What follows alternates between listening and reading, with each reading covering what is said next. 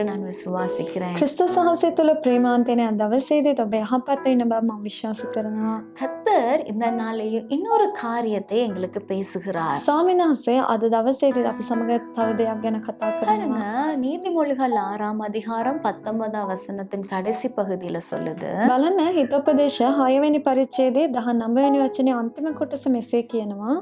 சகோதரருக்குள்ளே விரோதத்தை உண்டு பண்ணுதல் அப்படின்னு சொல்லுது. සහෝදරයන් අතරේ ભેද පතුරවන්නයි කියලා කියනවා. அப்ப சகோதரத்துக்குள்ள ஒரு விரோதத்தை உண்டு பண்றது இருக்கு இல்லையா, அது கர்த்தர் அருவருக்கிற ஒரு காரியம் அப்படின்னு சொல்லப்படுது. බලන්න සහෝදරයන් අතරේ ભેදයක් පතුරවනවා නම් ඒක උන්වහන්සේ අවිල පිළිකුල් කරනවා කියලා කියනවා. இன்னைக்கு நம்ம யாராவது நல்லா இருக்கிறாங்க, අද කවුරු හරි හොඳින් ඉන්නවනම් அது பொறாமை கொண்டு ඒකට අපි ඊර්ෂ්‍යා කරලා அதை நாங்க என்ன செஞ்சிடும், கெடுத்து விடுறது இருக்கு இல்லையா, அதுதான் இந்த இடத்துல சொல்லப்படுது. ඒක ඇවිල්ලා අපි ભેදයක් පතුරවනවා, ඒක කපල මේවා කරනවා කියන දේ තමයි උන්වහන්සේ මේ ස්ථානයේ ஒருத்தருக்கு කියන්නේ. ஒருத்தர் கோல் மூட்டி விடுற காரியங்கள், එක එක්කෙනාට විරුද්ධව කතා කරනව කාර්යයන්, சண்டைய பகைய உண்டு பண்ணுகிற காரியம். ඒ ભેද රණ්ඩු දබර ඇති කරනව කාර්යයන්. அவங்க அந்த சில நேரம் அந்த தப்பு பண்ணியிருக்க மாட்டாங்க, සමහර වෙලාවට එයාලා වැරද්ද කරලා නැතුව அதுக்கும் ඇති. அவங்களுக்கும் சம்பந்தமே இல்லாம ඒ இருக்கும். දේට එයාලට සම්බන්ධයක්ම නැතුව இப்படி ඇති. அவங்க பண்ணிருப்பாங்களோ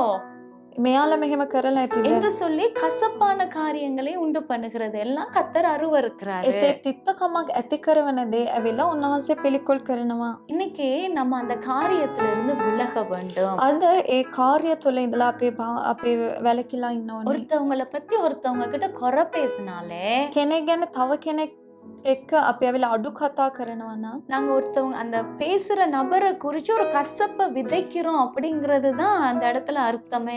ඒ කතා කරන පුද්ගලයා ගැන තිත්තකමක් ඇවිල්ලා අපි ඇති කරන දේ තමයි ස්ථානයේ අපි කරන්නේ. இப்ப நாங்க 2 பேரும் இன்னொருத்தவங்களை குறிச்சு நாங்கள் இந்த இடத்துல குறை பேசுகிறோம். දැන් අපි දෙන්න ඇවිල්ලා තව කෙනෙක් ගැන අඩු කතා කරනවා නම් இவங்களுக்கு அவங்கள குறிச்ச ஒரு காரியமே தெரியாது. මෙයාට එයා ගැන කාරණයක්ම දන්නේ ஆனா නැහැ. நான் சொல்றேன், யோ இப்படி பண்ணாங்க அப்படி இப்படின்னு குறை பேசுறேன்.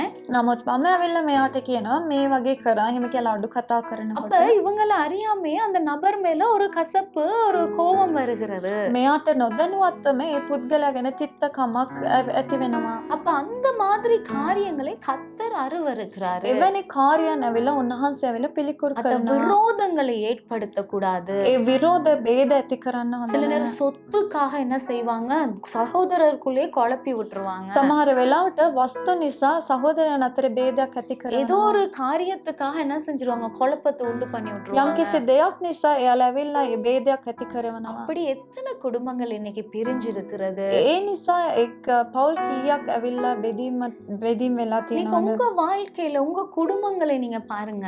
අද ඔබගේ පවුල් ඔබ බලන්න. இன்னைக்கு எத்தனை குடும்பங்களுக்குள்ள அந்த சகோதர பாசம் இல்லாம தனிமையாக்கப்பட்டு இருக்கிறாங்க. අද කෙතරම් පවුල් තුළ ඒ සහෝදර ප්‍රේමයක් නැතුව එයාලා වෙන් වෙලා ඉන්නවද? சில கோபத்தின் நிமித்தமா, කෝපය නිසා, வைராக்கிய ඒ நிமித்தமா වෛරය නිසා, அந்த பிரிவுகளுக்குள்ள இருக்கிறாங்க. ඒ වෙන්වීම තුළ ඔවුන් සිටිනවා. சில நேரம் சில யாரையாவது பத்தி பேசிக்கிட்டு இருப்பாங்க, සමහර අය ගැන කතා කරනවා. அதுக்கு ஆமோதிப்பாங்க இல்லையா, மண்டையாட்டி, அதுமே விரோதத்தை ஏற்படுத்துற காரியம் தான். සමහර වෙලාවට ඔව් කියලා මෙහෙම ඔළුව වනන දේ ඒ ඇත්ත කියන දේ ඇවිල්ලා උන්වහන්සේ ભેදයක් ඇති කරනවා කියලා කියනවා. அப்ப அந்த நியாயமாய் நாங்கள் நடக்க வேண்டும். අපි ඇවිල්ලා ධර්මිෂ්ඨව අපි ක්‍රියා කරන්න ඕනේ. சமாதானம் பண்றவங்க தான் பாக்கியவான்கள் என்று வேதம் சொல்லுது. සමාදානය කරන අය තමයි භාග්‍යවන්තයි කියලා වචනේ කියනවා. அதனால இன்னைக்கு நாங்க எப்படிப்பட்டவர்களா இருக்கிறோம்ங்கிறத நாங்க சிந்தித்து பார்க்க வேண்டும். අද අපි කොයි වගේ කෙනෙක්වද සිටින්නේ කියන දේ අපි සිතලා බලන්න அப்படிப்பட்டு අවශ්‍යයි. இருந்தா நீங்க தயவாய் மனம் திரும்பிருங்க. එවැනි අයව ඔබ සිටියන ඔබ අද පස්තවිලි වෙන්න. நீங்கள்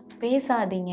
ඔබ කතා කරන්න. விரோதங்களை ஏற்படுத்தும்படியான காரியங்கள் உங்கள் நாவல புறப்பட வேண்டாம். ભેද ඇති කරන කාර්යන ඔබගේ දිවෙන් පිට වෙන්න இன்னைக்கு හොඳ ஒப்பு නැහැ. கொடுத்து ஜெபிப்பீங்களா? අද ඔබ බාර කළ යාඥා எங்கள் කරනවද? அன்புள்ள தகப்பனே, අපගේ ප්‍රේමාන්තව සමග கர்த்தாவே, இதை பார்த்து கொண்டிருக்க ஒவ்வொரு பிள்ளைகளையும் ஒப்பு கொடுக்கிறேன்ப்பா.